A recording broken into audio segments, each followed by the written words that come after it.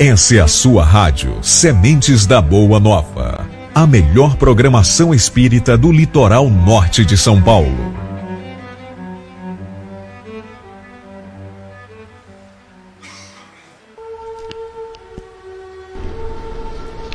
Boa noite aos nossos queridos ouvintes da Rádio Sementes da Boa Nova. Que a paz de Jesus esteja convosco. Estamos transmitindo diretamente do Centro Espírita Joana de Ângeles, Ubatuba, São Paulo.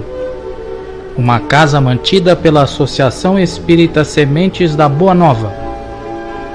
E a partir de agora iniciaremos as transmissões ao vivo de nossas palestras, que ocorrem todas as terças e sextas-feiras às 20 horas. Desejamos a todos uma ótima palestra. Boa noite aos presentes, sejam muito bem-vindos à nossa casa. Pedimos por gentileza que vocês desliguem os celulares. Boa noite aos ouvintes da Rádio Sementes da Boa Nova e aos internautas que nos assistem ao vivo.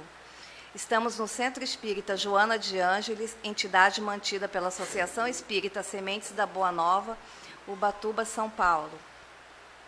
Temos palestras todas as terças e sextas às 20 horas, que podem ser acompanhadas nos seguintes endereços: www.sementesdaboanova.org/rádio-web ou www.facebook.com/Sementes da Boa Nova, ou através de nosso aplicativo, que pode ser baixado na sua Play Store. Antes de iniciarmos os trabalhos desta noite, daremos alguns avisos. No próximo fim de semana, teremos as cartas consoladoras. No dia 8/11, na sexta-feira, antes da palestra, nós entregaremos senhas com fichas para preencher. No sábado, dia 9/11, a recepção dessas fichas preenchidas entre 8 e 10 horas da manhã. A partir das 10 horas, teremos palestras até as 13 horas e a partir daí, então, começam as psicografias. Então, quem quiser participar, é só vir aqui na sexta-feira. Durante as nossas palestras, ocorre a evangelização infantil, que atende crianças de 4 a 12 anos. Temos o atendimento fraterno, que ocorre todas as terças e sextas, às 18 às 19h45. Temos a biblioteca e livraria, que estão à disposição todos os dias, das 18 às 20 horas. Nossos cursos estão abertos a todos os interessados. O primeiro ano é o Evangelho segundo o Espiritismo. O segundo ano é o Livro dos Espíritos, o terceiro ano o Livro dos Médiuns e temos ainda o estudo do livro Céu e Inferno. Maiores informações direto na secretaria. Temos um clube de leitura, os encontros acontecem uma vez por mês. Nesta semana vai ocorrer o nosso encontro na quinta-feira, a partir das 17h30, e nós lemos o último livro da coleção da Patrícia, que é O Voo da Gaivota. E para o próximo mês, para encerrar o ano, nós vamos fazer o nosso clube do livro do Mário Mazei, o Galienos Augustos, que vai ser, o nosso encontro vai ser no dia 5/12. Então, quem quiser participar, também pode vir, tá? Nossas obras assistenciais abrangem o preparo da sopa aos moradores de rua, todos os sábados das 15 às 18h30, e a distribuição a partir das 19 horas. Temos a distribuição das cestas básicas a famílias carentes e também o grupo Meimei, que confecciona enxovais para bebês. Aceitamos doações de alimentos para compor a sopa e as cestas básicas, e também aceitamos lãs, tecidos e fraldas descartáveis para compor os enxovais dos bebês. Aos sábados, a partir das 18 horas, temos o encontro da mocidade, com idade a partir de 13 anos, e um grupo de teatro a partir das 18h30. Quem quiser participar como voluntário em algum trabalho das obras assistenciais, assim como participar dos cursos, do teatro e do clube de leitura, por gentileza, é só procurar a secretaria, tá bom? Também temos um grupo de psicografia, do qual lerei a mensagem do dia. Questão de sintonia. O dia mal começa e somos chamados a testemunhar momentos de angústias e aflições. Somos atingidos quase sempre onde nossa fragilidade se faz mais franca. no trato com a parentela difícil, na condição contumaz da debilidade orgânica, no convívio em desalinho com aqueles que convivemos profissionalmente ou na sensibilidade exacerbada que carreamos em questões emocionais particulares que nos exornam o caráter moral, muitas vezes vacilante. Nestes momentos, geralmente reagimos mal, ocasionando por vezes situações de desentendimento e procelas nos constrangendo ainda mais o coração opresso. Partindo desta premissa, o aprendiz do Evangelho, incipiente ainda da moral santificada, esforçar-se-á em manter a calma e buscar na prece fervorosa o sustentáculo necessário a fim de munir-se de forças suficientes capazes de debelar toda a reação antagônica que tais ocasiões podem gerar. Desta forma, estabelece naquele momento barreiras sutis que inibem a priori ataques por parte daqueles que ainda jazem na escuridão, imunizando-se de forças deletérias, destruidoras da paz comum, atraindo ainda para si irmãos de luz, que obviamente lhe auxiliarão a recuperação de estado emocional estável e equilibrado. O trabalhador de Jesus jamais estará desamparado quando imbuído de sentimentos de renovação e paz. Tudo é uma questão de sintonia. Que assim seja. Então, agora pedimos que fechem os olhos, que levemos nossos pensamentos até Jesus, a Deus nosso Pai, aos espíritos mentores desta casa, que possamos entrar em sintonia com um plano maior, para que as palavras que vão ser dirigidas essa noite possam entrar em nossos corações e que possam realmente fazer a transformação tão necessária para a nossa evolução. Para iniciarmos os trabalhos dessa noite, vamos fazer a prece que Jesus nos ensinou. Pai nosso que estais nos céus, santificado seja vosso nome, venha a nós o vosso reino, seja feita a vossa vontade, assim na terra como nos céus. O pão nosso de cada dia nos dai hoje, perdoai as nossas dívidas, assim como nós perdoamos aos nossos devedores. E não nos deixeis cair em tentação, mas livra-nos, Senhor, de todo mal. Que assim seja, graças a Deus. A palestra de hoje é com Mário Mazei. Ele vai falar sobre mediunidade, bênção ou maldição.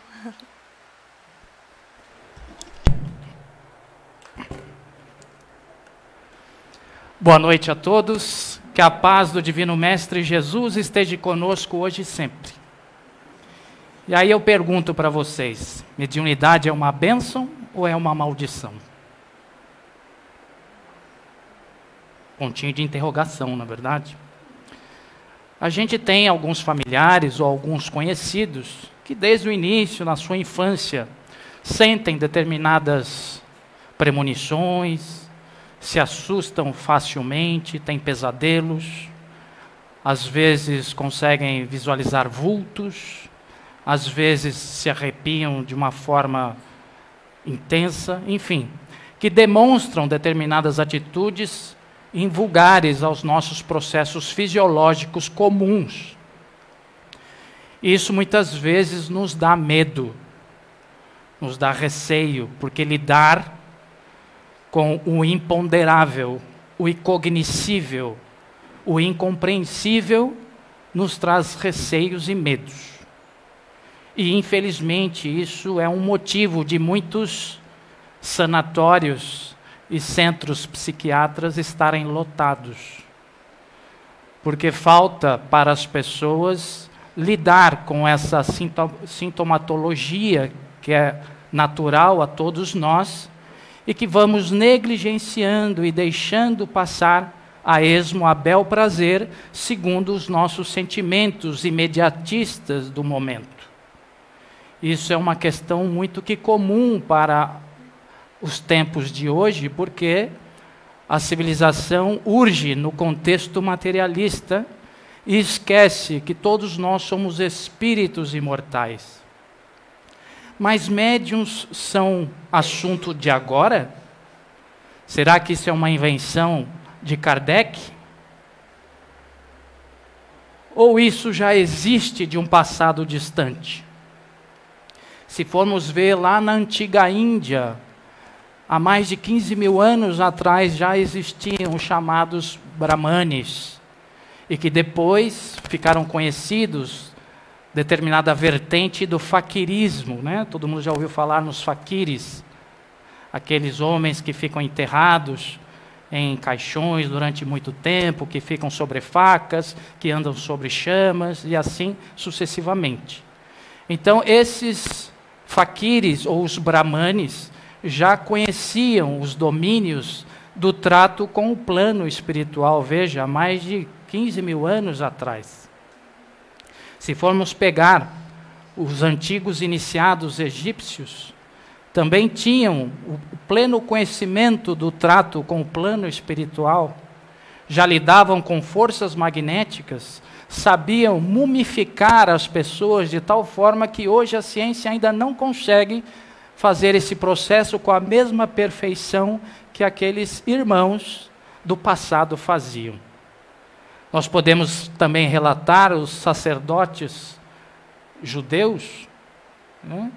Que o nosso Antigo Testamento fala sobre os profetas. O que é o profeta, senão aquele que prevê com antecedência determinados fatos que podem acontecer até 1000, 2000 anos antes?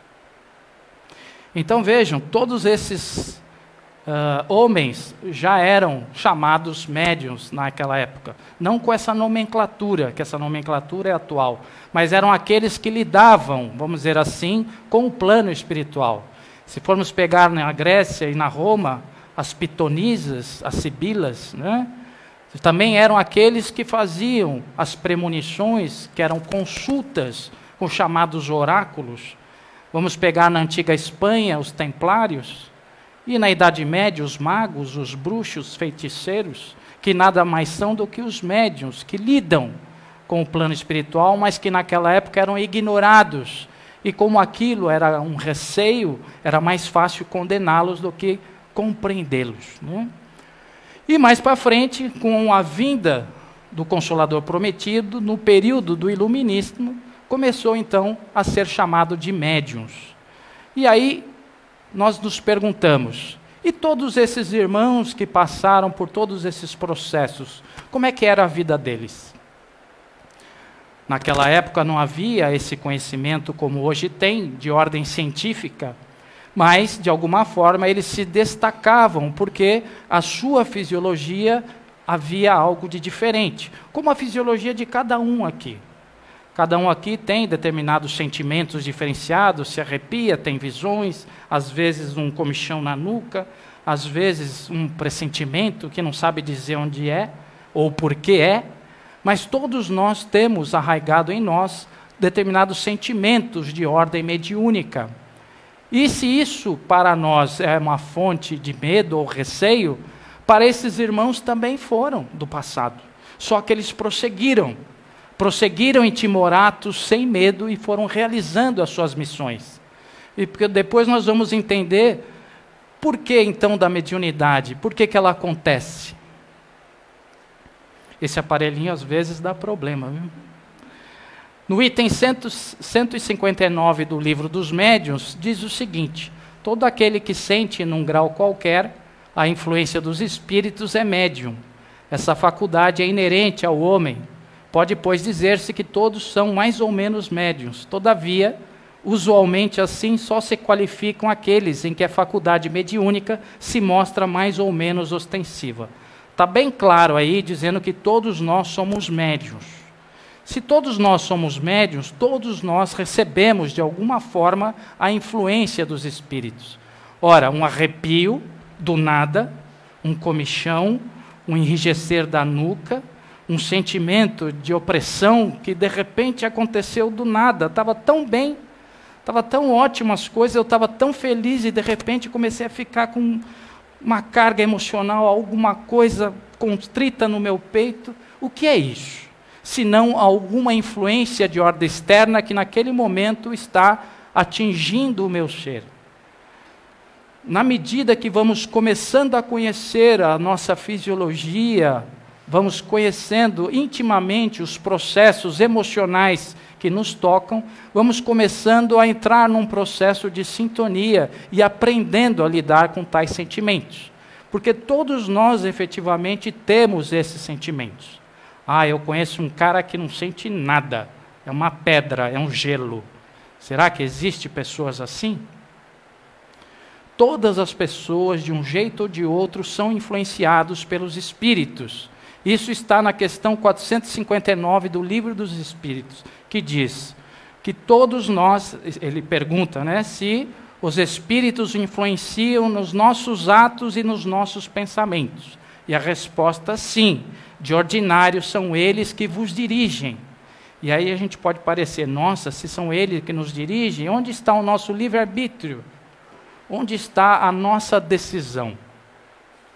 Ela está na razão que há uma força aqui falando, vai, faz isso. E a outra força aqui falando, não, não faz. Lembra da figurinha do diabinho e do anjinho? Dos desenhinhos? É exatamente isso. Há forças nos falando para fazer coisas boas, coisas positivas, que nos levam para frente, fazendo com que nós sejamos melhores, e há forças que querem nos derrotar. Qual delas vou escutar? E aí então está o nosso livre-arbítrio. Deus, na sua infinita justiça, não colocaria uma força maior que a outra, tendenciando a tal fato ou tal outro fato. Não, aí não haveria justiça divina. Ele coloca a balança muito equilibrada. E somos nós que vamos escutar esse lado ou aquele lado. Isto chama-se sintonia. Tá certo? Então todos nós temos que procurar nos sintonizar com as forças do bem. Porque todos nós, de alguma forma, recebemos influências. Né? Veja só, a própria história já fala das influências espirituais sobre o mundo material. Em Deuteronômio, do capítulo 18, item 9, Moisés proíbe a mediunidade naquela época, né? A consulta com os mortos. Desde aquela época ele faz a primeira proibição. Ora, se proíbe alguma coisa é porque ela existe, né? De forma escandalosa, de forma desorganizada, de forma explícita, porque senão não se proibiria algo, tá certo? Na sequência há uma nova proibição, pelo rei mais atormentado do Antigo Testamento, que é o rei Saul, né? Tanto é que há uma passagem em que ele mesmo faz essa proibição, mas pela sua força belicosa, pela sua condição de estar sempre querendo guerrear, queria fazer uma guerra contra os filisteus, então procura na calada da noite, escondido, a pitonisa de Endor, para que ela consultasse os espíritos para saber se ele seria vitorioso na guerra contra os filisteus. E aí ele vai todo encapuzado, e quando ele pede para a pitonisa evocar Samuel, ela sabia da proibição e diz, mas não podemos evocar porque o rei proibiu. Né? E ele tira a capa, se mostra como rei e pede para ela evocar Samuel.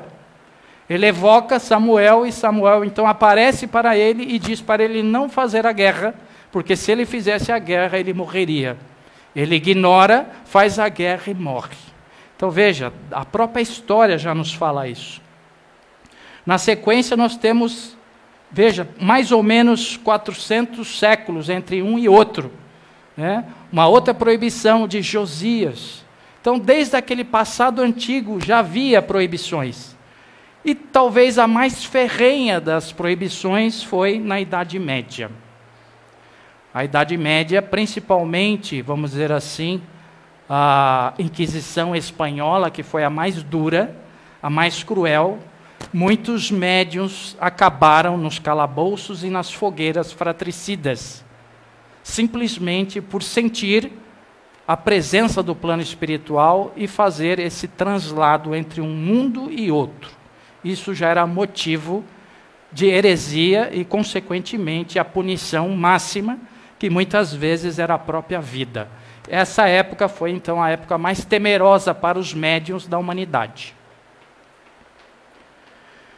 Então, o que significa médium? Né? Médium é um meio de transmissão de uma mensagem intermediária entre os vivos e a alma dos mortos. Veja, todos nós sentimos, pensamos, amamos, temos sentimentos, não é verdade? Seria uma falta de senso contra a nossa própria razão. Quando nós partíssemos para o plano espiritual, perderíamos todo esse sentimento que acumulamos durante anos. As nossas experiências amorosas, as nossas experiências profissionais, os nossos sentimentos, todas as nossas conquistas como ser evolutivo, será que se perderiam após a morte do corpo físico? Não tem sentido isso. Então isso significa que nós permanecemos com esse mesmo sentimento, com essas mesmas emoções. Ora, se amamos aos nossos entes queridos, por que então não podemos nos comunicar com eles quando então estamos no plano espiritual? Por que não podemos, de alguma forma, manifestar os nossos sentimentos quando estamos numa outra dimensão? Porque eles não desaparecem. Então Deus, na sua infinita bondade, na sua infinita sabedoria, permitiu que mesmo estando em planos diferenciados, houvesse a possibilidade de comunicabilidade. A própria ciência já nos fala isso, nos chamados buracos de minhoca. O que são os buracos de minhoca? Há, na verdade, N níveis, vibracionais. A intersecção entre um nível e entre outro é formado pelos chamados buracos de minhoca. É a possibilidade de você poder saltar de um plano para outro. Então a mediunidade faz exatamente isso. Permite a comunicabilidade entre um plano e outro, através de algo que todos nós temos. Esse algo chama-se perispírito.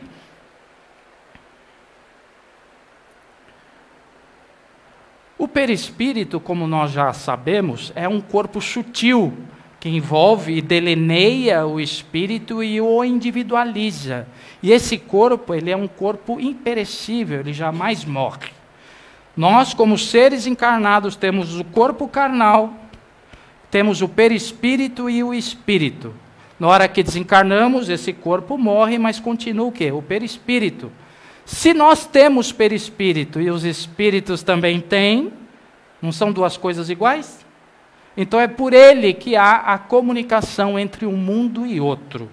É justamente o elo de ligação. É através do nosso perispírito é que os espíritos se entrelaçam, fazem um meio, vamos dizer assim, permeável entre um e outro, e aí então há o processo mediúnico. Então todos nós temos a possibilidade de sermos médiuns, porque todos temos perispírito. Ah, mas tem uns que têm uma mediunidade mais acentuada que outros, não é verdade? Sim. Esses são chamados médiuns ostensivos, porque há vamos dizer assim, uma propriedade de ordem fisiológica que permite, vamos dizer assim, maior acesso por parte dos espíritos em relação a outros. Isso está no nosso projeto reencarnatório. Então, quando vamos reencarnar, a gente faz um plano? Será? Sim. Há plano para tudo. Ora, eu vou comprar um carro, eu não faço um plano? Se eu vou conseguir pagar, se eu não vou conseguir pagar, olha, meu salário é tanto, eu posso fazer uma prestação X. Se eu faço uma Y, não vai dar para pagar. Não, eu vou comprar determinada... Eu planejo tudo, gente, no plano material. Por que no plano espiritual não haveria planejamento? É tudo a esmo? Não, ao contrário. Há um planejamento ainda muito mais sofisticado, levando ainda muito mais prioridades, tendências e outras, vamos dizer assim, situações em que, como encarnado, nós não podemos observar, mas como espírito, sim. Então, há um projeto reencarnatório. E o projeto reencarnatório prevê um corpo acessível, com mais ou menos possibilidade dos espíritos nos influenciarem. Então, aí entra o chamado médium ostensivo ou médium comum. Aquele que vem com uma ostensividade em sua mediunidade é porque ele vem com um propósito. Ele vem com um objetivo diferenciado dos outros. Então vejam, quando eu comecei a nossa conversa, eu disse que a gente tem parentes, que tem visões, que tem, vamos dizer assim, situações diferenciadas fisiologicamente. Então essas pessoas que todos nós conhecemos, elas têm algo diferenciado em seu projeto reencarnatório, com um propósito. Esse propósito sempre tem como o seu objetivo principal a prática da virtude e da caridade. Todo médium ostensivo vem com um propósito de praticar o bem. Ah, mas está cheio de médium aí que faz um monte de barbaridade. Sim, tem. Isso vai do chamado livre-arbítrio. Vocês já devem ter ouvido muitos casos em que a televisão noticia que determinado psicopata diz que ouvia vozes que mandavam ele matar. Já viram casos assim, não? Que o repórter vai entrevistar e o cara fala, não, eu estou escutando vozes que mandavam eu atirar. Ora, essas vozes que mandavam ele atirar, quem eram essas vozes? Para a psicologia e a ciência natural, essa pessoa é um psicopata e tem alguma deficiência de ordem fisiológica. Mas nós sabemos que, na verdade, ele é um médium deseducado, amoralizado e que não cumpriu com as suas tarefas ordinárias a qual ele mesmo se propôs na espiritualidade. Porque ninguém nasce para roubar, ninguém nasce para matar, ninguém nasce para ser estuprador, ninguém nasce para ser corrupto. Ao contrário, todos nós nascemos para a prática do bem e da virtude. O nosso projeto reencarnatório ele é estritamente voltado à melhoria do ser como espírito imortal. Ah, então por que o cara fracassa? Por que vira bandido? Por que vira político corrupto? Porque cede às más influências. Porque cede às suas velhas tendências como espírito evolutivo. Todos nós somos viajores do tempo. Somos espíritos imortais e estamos na vida sucessiva das reencarnações, nos melhorando a cada reencarnação. Vamos a cada passo, isso é, a cada vinda na matéria, depurando algo de ruim que trazemos do passado. Ah, mas será que não nasce espíritos bons? A codificação nos ensina que todos nascem simples e ignorantes, todos saem do mesmo ponto. E a partir do momento que saem do mesmo ponto, começam a agir através do livre-arbítrio. Cada um começa a decidir o certo e do errado dentro da sua perspectiva. E aí uns vão se adiantando, outros vão atrasando, e assim sucessivamente. Então, nesse contexto, todos nós estamos num processo evolutivo em que estamos muitas vezes resgatando os nossos débitos do passado. Como estávamos a falar do perispírito, ele também é um corpo conhecido já desde as priscas eras. Veja, lá na Índia era chamada de Kama-rupa, né? No Egito era chamado de Ka. Ora, aquele carro que tem aí, que eu sou dono de um Ka, tá certo? O Ka é perispírito, tá? Eidolon na Alexandria, Eidolon na Grécia, Astroide em Alexandria e assim sucessivamente. Então vejam, esse perispírito já era conhecido desde essas épocas antigas. Então isso não é novidade, gente. Tudo isso já era muito conhecido. E por que, por enquanto, ainda a grande massa ainda não conhece? Porque tudo ao seu tempo. Em 1968, na Universidade de Kirov, na Rússia, pesquisadores russos descobriram esse corpo.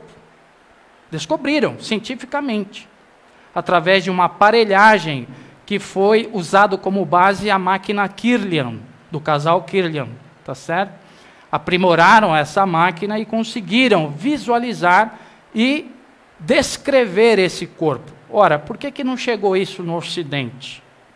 Essas pesquisas foram completamente abafadas, os cientistas foram mortos, e numa fuga sensacional, uma repórter americana conseguiu esses manuscritos e foi para os Estados Unidos e escreveu aquele livro, Experiências Psíquicas Além da Cortina de Ferro. Muito interessante esse livro, tá certo? Mas ele relata exatamente essas pesquisas que já naquela época estavam adiantadas. E por que havia aquelas pesquisas naquela época? Porque era uma época em que havia a chamada Guerra Fria, onde cientistas estavam pesquisando métodos de combate militar à distância. Então, já estavam se desenvolvendo, vamos dizer assim, experiências de ordem psíquica para atrapalhar com a própria força da mente.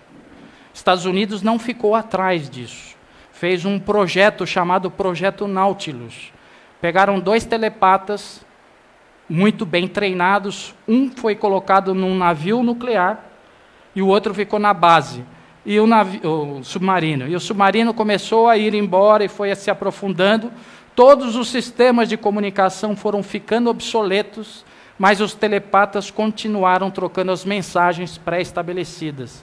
Então ficou-se comprovado que a força psíquica era muito superior a todos os equipamentos que existiam naquela época. Então vejam, para fins militares pesquisavam-se muito essa questão da mente e do espírito. Lembrando, gente, sempre que todos nós, de alguma forma, temos como um objetivo principal a melhoria como ser.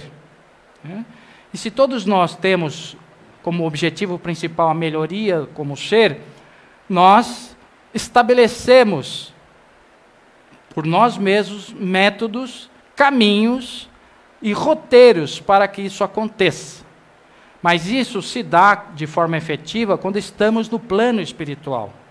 Então, quando estamos lá e tendo essa condição de observar numa visão completamente globalizada, onde eu consigo enxergar tudo que eu fiz lá atrás, tudo que eu estou nesse momento e tudo que eu preciso fazer lá no futuro, então eu estou diante ali da plenitude para as minhas escolhas.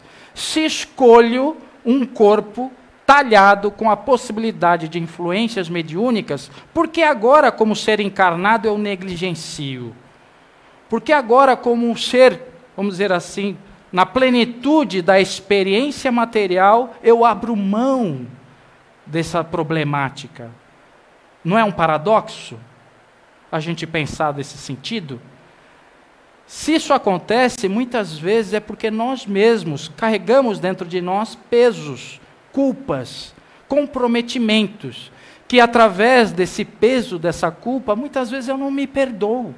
Eu não me aceito ainda como ser evolutivo. E muitas vezes eu me castigo, eu não me permito a felicidade.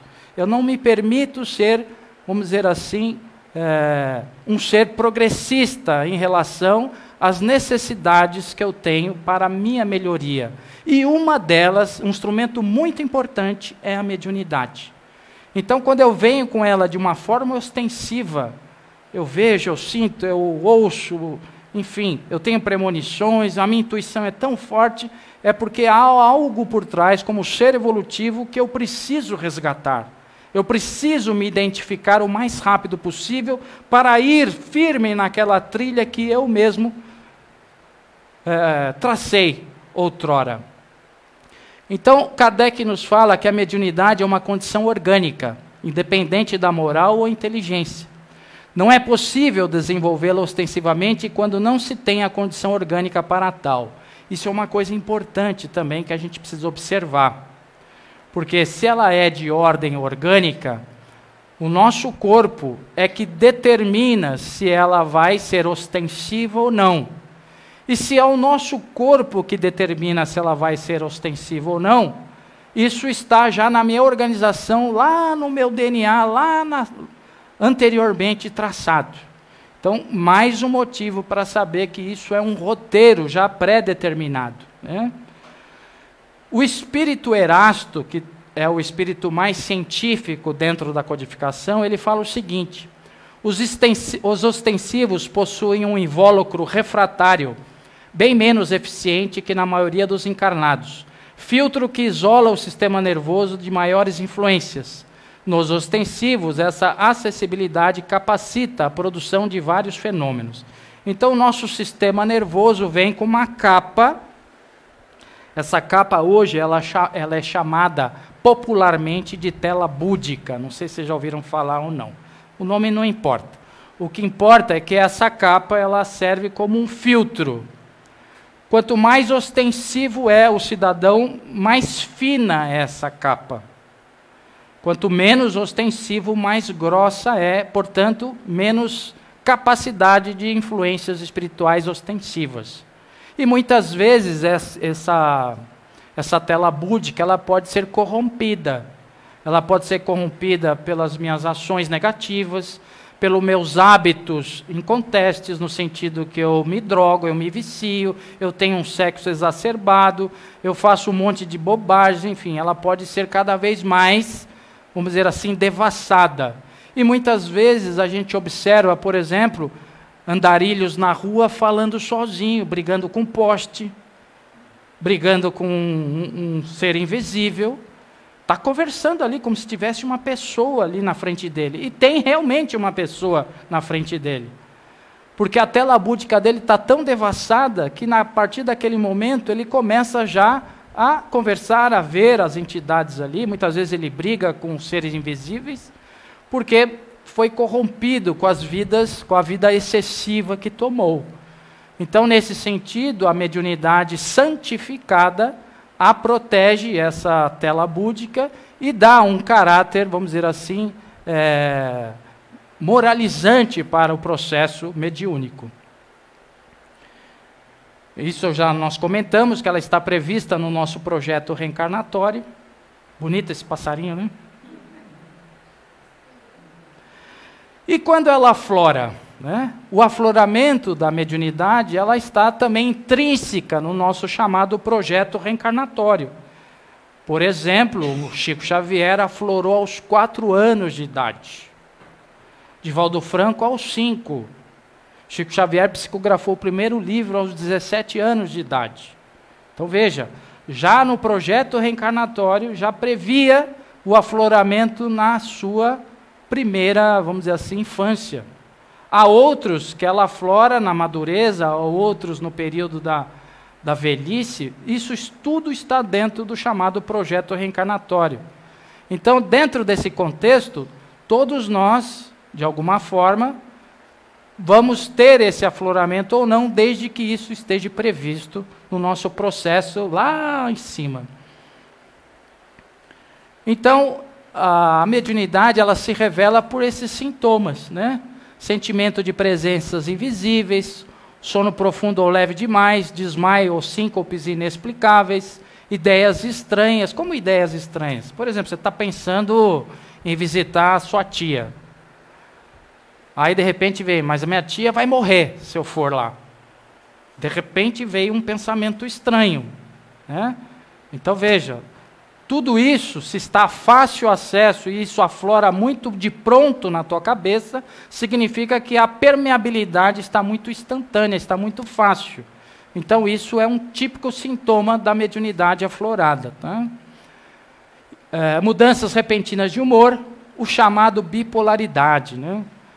Então, quando a pessoa acha, aquele cara é bipolar, né? Às vezes está num humor muito acentuado, de repente passa por agressividade, então isso é um sintoma da mediunidade. Mas a ciência não fala isso, tá bom, um dia vai falar. Tá?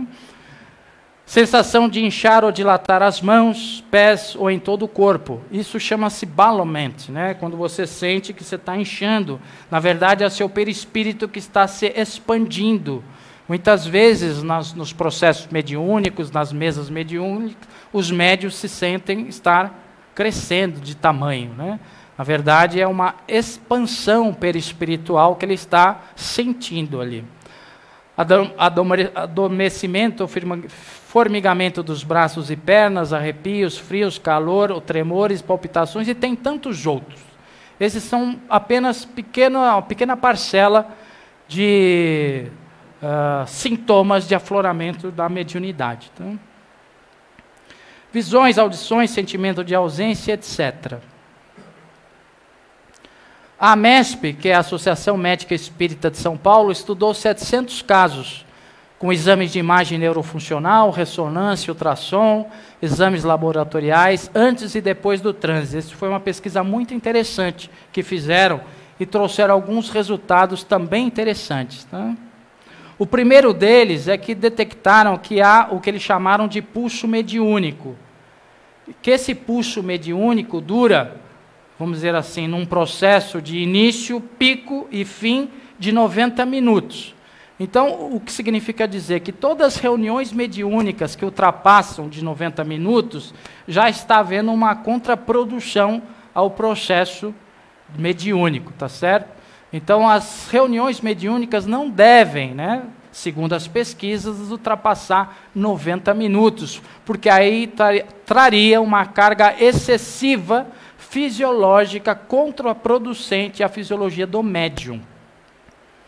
Outra coisa interessante é que eles viram que a mediunidade é um fenômeno adrenérgico, isso é, a liberação de adrenalina.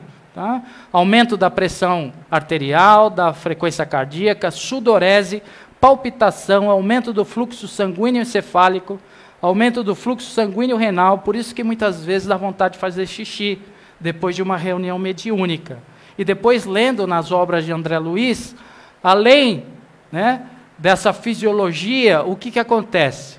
Nos trabalhos, principalmente os médiuns de psicofonia, em que incorporam determinadas entidades com cargas fluídicas muito densas, essas cargas fluídicas são acumuladas e elas são liberadas pelo sistema renal através do xixi. Então, muitas vezes, quando a gente então termina uma reunião mediúnica e vai urinar, não é só por causa do aumento do fluxo renal, do sangue renal, mas também porque há uma liberação dessas cargas negativas através da urina, né? E há um refluxo de sangue nas extremidades da pele, mãos e pés frios, né? O que o popular fala? Puta, cidadão é pé frio, né? Quando aquele cidadão é pé frio, é que dá tudo errado para ele, né? Que a estrela dele não está brilhando, não é isso que as pessoas falam? Será que tem um pouco a ver com esse estudo?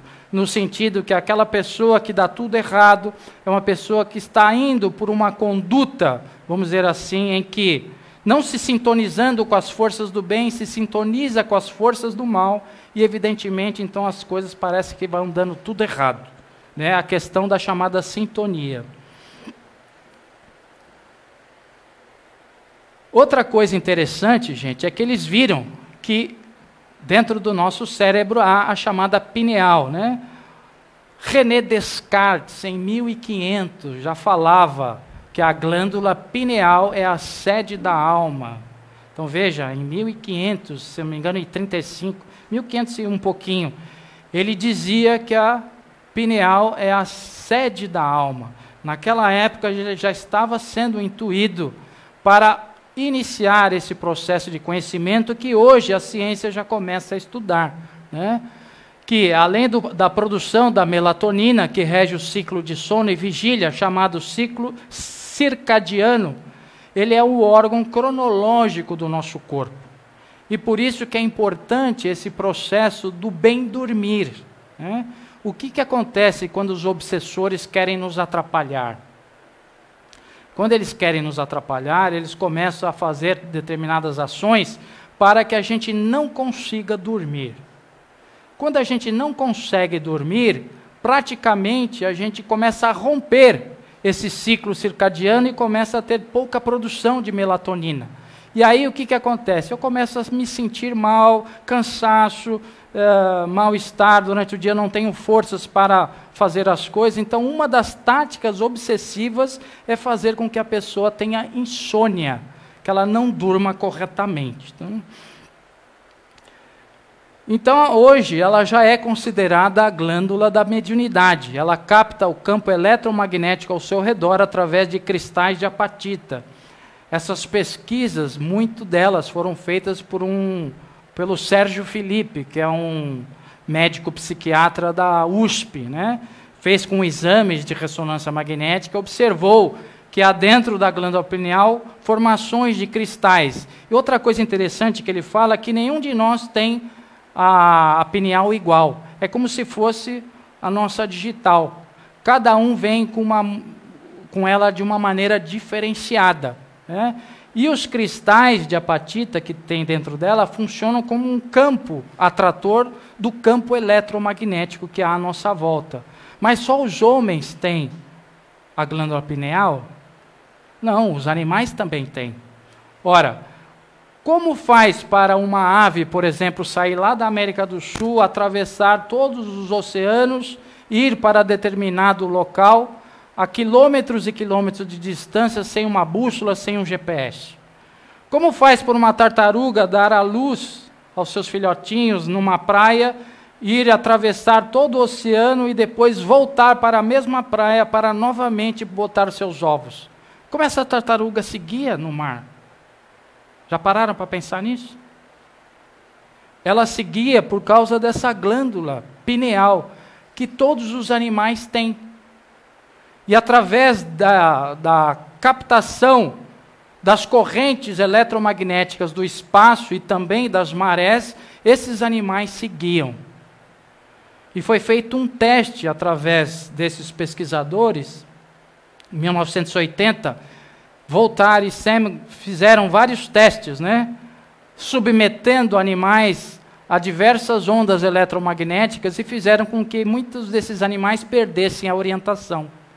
Então isso ficou comprovado que realmente eles captam, vamos dizer assim, essas ondas eletromagnéticas da atmosfera. Tá? Então esse ciclo, né, que nós estamos falando, que é o ciclo circadiano, ele é muito importante para nós.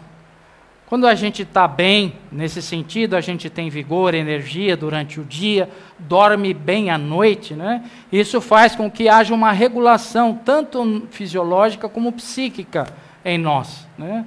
Então, como já falei, uma das táticas de desobsessão é fazer com que esse ciclo seja quebrado, né?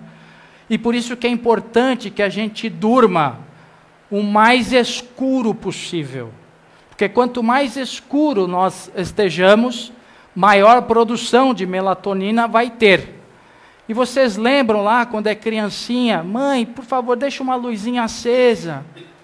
Lembra disso ou não? Eu estou com medo, deixa uma luzinha acesa. Por que está com medo aquela criança? Porque há influências espirituais querendo atrapalhar o seu soninho.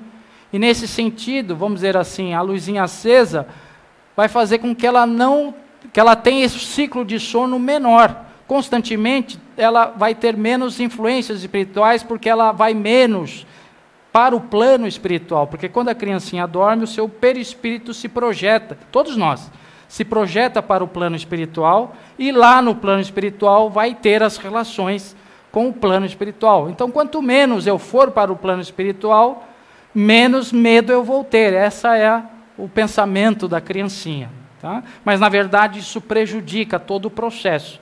Então, a gente não deve fazer a luzinha acesa para a criancinha. Tá? Então, os objetivos da mediunidade é sempre a melhoria do espírito como ser imortal. Todos nós, né, como seres imortais, nós não temos que observar apenas o presente momento. Nós temos que observar sempre o futuro, né? O futuro nos diz que temos que ser pessoas mais pacientes, mais tolerantes, mais indulgentes, mais fraternais. Isso não é para o agora, isso é para o sempre. Então, para o sempre, sempre temos que pensar como espíritos imortais. E a vida justamente nos faz ao contrário. A vida nos faz pensar no ser imediato, no ser imediatista, no ser material. Porque, na verdade, o mundo material conspira contra o mundo espiritual. E por isso que Jesus dizia que o espírito é cheio de ardor, mas a carne é fraca. Porque quando ligamos a televisão, quando entramos no nosso carro, quando ligamos na internet, são ondas massivas de informações, no contexto materialista, dizendo que o sucesso vem em ter um celular melhor, que o carro melhor faz a pessoa ter um padrão de vida melhor, enfim, são todas as informações materialistas que são sendo jogadas diariamente na nossa mente, para que o nosso contexto sempre vise o quê? O imediatismo. E nós temos que lutar justamente ao contrário, principalmente naquilo que nos chega pelos nossos olhos e pelos nossos ouvidos.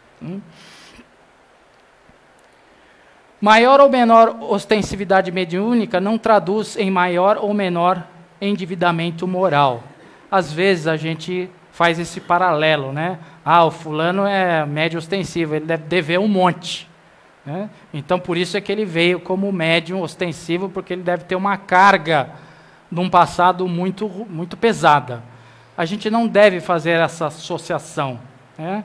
Porque essa associação ela não é correta na sua plenitude. Muitas vezes o que determina a ostensividade é se eu quero andar mais ou menos rápido na fila, né? Se eu quero dar passos mais adiantados para mais rapidamente progredir. Então, eventualmente, por exemplo, quando eu venho como um músico, e o músico toca o quê? Multidões, não é isso? E aquele músico que toca multidões, ele tem um sentimento onde ele busca as inspirações, onde ele compõe, né? E quando ele tem as inspirações e faz as suas composições, ele está ali naquele momento fazendo o quê? Um trato mediúnico, né? E se ele então toca multidões, veja a responsabilidade dessa pessoa, desse cidadão.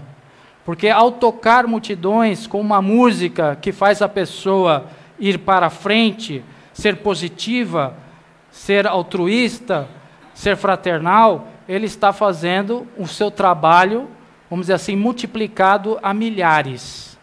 Então, é um processo em que ele está avançando o quê? Mais rapidamente, porque ele está tocando a muitas pessoas ao mesmo tempo.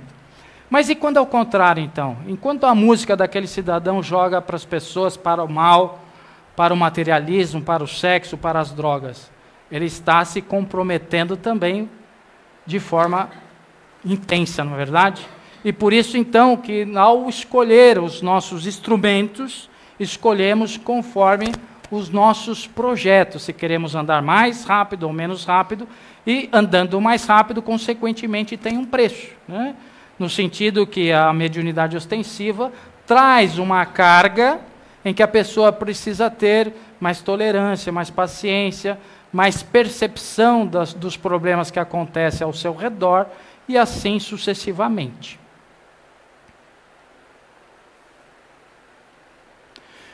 Então, todos nós, como seres integrais, nós temos que ter um estudo, a paciência, o recolhimento, o uso fraternal das nossas faculdades, sobre uma orientação espírita cristã. Na verdade, eu até substituiria essa forma, orientação espírita cristã, porque todas as religiões, elas levam para o bem, né? Desde que se haja no bem, né? Porque Jesus dizia que onde houvesse 2 ou 3 pessoas reunidas em seu nome, ali ele estaria. Então, se eu sou evangélico, reunido em nome de Jesus e fazendo o bem, estou no caminho correto, estou fazendo o que é necessário fazer. Então, nesse sentido, todas as religiões conduzem o caminho positivo, desde que efetivamente vivencie-se isso na sua plenitude. A doutrina espírita cristã nos dá um alicerce mais aprofundado sobre os conhecimentos e as relações entre um plano e outro, entre os fenômenos da natureza, e isso aumenta também a nossa responsabilidade. E por isso que Jesus dizia que a quem muito foi dado, muito será cobrado. Nesse sentido, a arma em que o espírita detém é o chamado conhecimento. Ao mesmo tempo, se ele tem o conhecimento, ele tem a obrigação de fazer com que esse conhecimento se esparja, vamos dizer assim, se dilua ao seu redor e faça aquilo que realmente precisa fazer. E todos nós somos chamados à chamada reforma íntima. A reforma íntima nada mais é que a nossa melhoria como ser. Se eu sou egoísta, eu tenho que melhorar o meu egoísmo. Se eu sou maledicente, eu tenho que melhorar a minha maledicência, e assim sucessivamente. Isso acontece da noite para o dia? Não. Isso é um processo da vida toda, praticamente. A nossa reforma íntima é desde o momento que eu nasci ao momento que eu irei expirar. E esse processo é ad continuum. Isso significa dizer que todas as vicissitudes que nos acontecem, elas são um sinal, elas são um indicativo, elas são um veículo de despertamento da nossa alma amortecida. Então, muitas vezes, quando a minha alma está entorpecida ou amortecida por determinados aspectos, algo de ruim me acontece para eu despertar. E esse algo de ruim, muitas vezes, é planejado por mim mesmo. Sabendo da minha indolência como ser, eu prevejo no meu processo reencarnatório, por exemplo, aos 40 anos, perder uma visão. um dos meus olhos irá falhar. Isso está previsto no meu projeto reencarnatório, porque eu sei que aos 40 anos, o meu orgulho, a minha vaidade, ou qualquer processo moral que eu tenha, poderia estar sendo assolado, e aí então vem uma doença dessa, e aí eu perco uma visão, e aí eu começo a refletir sobre a vida, eu começo a refletir sobre a divindade, e começo a voltar no eixo. Parece que até é roteiro de filme, não é verdade? Mas muitas vezes é assim mesmo. Nós planejamos essas coisas para o nosso próprio despertamento.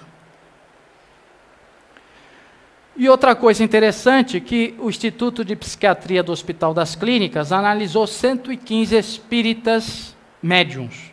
Espíritas efetivos, que trabalham efetivamente em sociedades espíritas, são ativos, tá? E evidenciaram nas suas pesquisas alto nível socioeducacional, baixa prevalência de transtornos psiquiátricos e razoável adequação social. Portanto, apresentaram boa saúde mental. Então, significa dizer que, trabalhando para Jesus, nós nos imunizamos de todo e qualquer sentimento que, eventualmente, nós podemos ter em torno da nossa psique. Então, se eu estou me sentindo fragilizado, se eu estou me sentindo em depressão, vou procurar trabalhar em torno da causa do bem para renovar esse sentimento que está sendo instalado em mim. Então, estou começando a ter algum processo depressivo, vamos na rua, vamos visitar aqueles doentes da alma que estão lá, de alguma forma, vamos procurar ir nos hospitais, vivenciar aqueles irmãos que estão sofrendo nos leitos de dor, vamos procurar pessoas que estão com outros transtornos. Isso nos motiva a estarmos cada vez mais nos melhorando. Então, o trato com a mediunidade na causa de Jesus nos traz equilíbrio psíquico-mental. Então, lembrando sempre, gente, que a mediunidade ela pode ser uma bênção ou uma maldição, conforme os nossos atos e as nossas ações. Coelho Neto era um jornalista e político muito respeitável na década de 1920. Escrevia várias reportagens para importantes jornais da época e era conhecido como um ferrenho opositor à doutrina espírita. Suas matérias sempre tinham um cunho negativo quanto àqueles que eram ditos espíritas. E, certa feita, a sua filha tinha uma neta em determinado momento, essa neta adoece, e ela, após alguns meses doente, acaba a vir a desencarnar. E aquilo foi uma grande tristeza, porque a neta era para Coelho Neto motivo de muita alegria, assim como para sua filha. 6 meses após a desencarnação da neta, morre também o esposo da sua filha. E aquilo então torna-se uma tragédia na sua família. A sua filha entra num processo de depressão muito grande. E eles ficam muito preocupados com ela, eventualmente depressiva, tentando até se matar. E, nesse período de depressão, amigos conhecidos espíritas resolveram fazer visita na casa de Coelho Neto, para então levar uma palavra amiga, e todos eles foram rechaçados, porque ele temia que as ideias espíritas iriam até piorar o processo depressivo da sua filha. E isso foi se intensificando, e a sua filha passou a ir todos os dias ao cemitério. Passava horas no túmulo da filha, conversando, e depois, ao ir embora, passava no túmulo do marido que estava ao lado. Isso foi se repetindo por meses. E ele, muito preocupado com isso, em determinado momento, a filha começou a mudar a sua forma, vamos dizer assim, de encarar a vida. Repentinamente, ela começou a dar risos, começou a mostrar-se mais alegre, e ele não conseguia compreender o porquê isso estava acontecendo. Determinado dia, sua esposa observa sorrateiramente a sua filha falando ao telefone.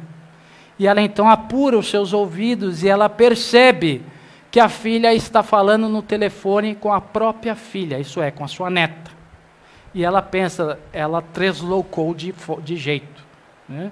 Porque está falando ao telefone com a minha neta, ela ficou louca de vez. Desesperada, foi falar com o marido, chorando em prantos, dizendo que a filha tinha pirado de vez, porque ela estava falando ao telefone com a sua filha.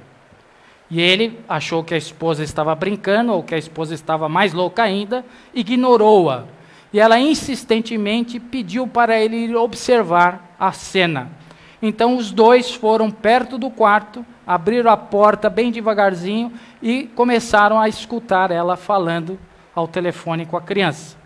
Ele teve ímpetos de invadir a cena e dar uns tapas nela, mas se conteve e resolveu fazer ao contrário. Deu a volta, foi até o escritório e pegou bem devagarzinho a extensão do telefone. Na hora que ele coloca o ouvido no telefone, ele começa a escutar claramente a voz da netinha, falando coisas. E aí, de repente, a neta começa a relatar situações que ele vivenciou com a neta nos seus passeios, nas suas brincadeiras, nos seus folguedos, que só os dois sabiam que existia isso. Num primeiro momento, ele desconfiou que poderia ser alguém que sabia das histórias, mas depois, quanto mais essas histórias se tornavam mais íntimas, ele começou a realmente acreditar que aquilo era verdade. E aí, então, naquele momento, que ele percebeu que realmente era a neta que estava ao telefone, ele se tornou um dos espíritas mais ferrenhos que teve durante a história do jornalismo brasileiro. Então, meus irmãos e minhas irmãs, a mediunidade vai ser uma bênção ou não, conforme as nossas atitudes. Que Deus nos ampare, nos ilumine e que nos abençoe agora e sempre. Que assim seja, graças a Deus.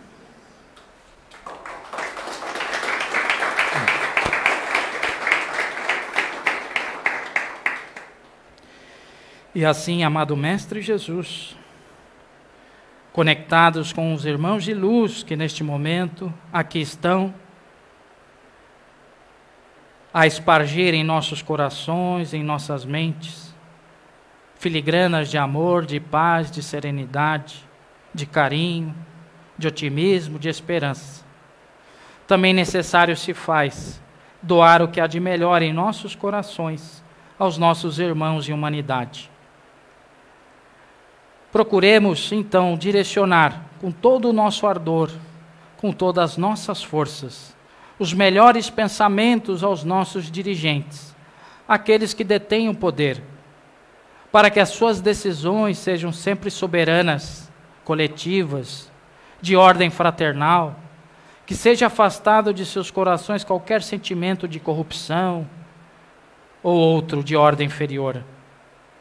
Vamos ainda vibrando muita luz, muita serenidade a todas as instituições que visam bem social, para que todos os irmãos que estejam entre essas quatro paredes recebam de nós esperanças, otimismos, vibrações de paz, de serenidade, de confiança. Vamos ainda vibrando muita paz, força de vontade àqueles irmãos que jazem nas ruas, seja pela drogadição, pelo alcoolismo, por outros motivos, mas que sintam de nós, neste momento, a força necessária para recuperar a autoestima, quem sabe retornar para os seus lares. Vamos ainda vibrando por aqueles entes queridos que já se encontram no plano espiritual. Todos nós sabemos que a alma é imortal, que o sentimento é universal, que jamais nos perderemos, estaremos sempre ligados por esses infinitos elos de amor que são imperecíveis, que recebam de nós o carinho, a esperança e a paz da renovação. Vamos ainda vibrando por todas as casas assistenciais e religiosas, para que as suas ações sempre visem o bem, sempre visem a fraternidade e a caridade.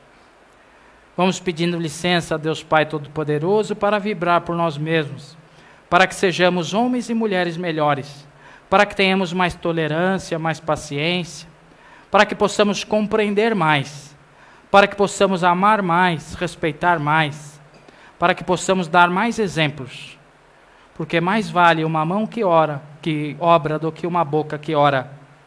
Que possamos ser o exemplo vivo daquilo que acreditamos e que possamos espalhar à nossa volta, na nossa família, nas pessoas que conosco convivem, a sementeira que Jesus deixou em nosso coração. E vamos terminando essa fase dos trabalhos com a prece que o Mestre nos ensinou. Pai nosso que estais nos céus, santificado seja vosso nome. Venha a nós o vosso reino. Seja feita a vossa vontade, assim na terra como nos céus. O pão nosso de cada dia nos dai hoje. Perdoai as nossas dívidas, assim como nós perdoamos aos nossos devedores. Não nos deixeis cair em tentação, mas livra-nos, Senhor, de todo o mal. Que assim seja, graças a Deus.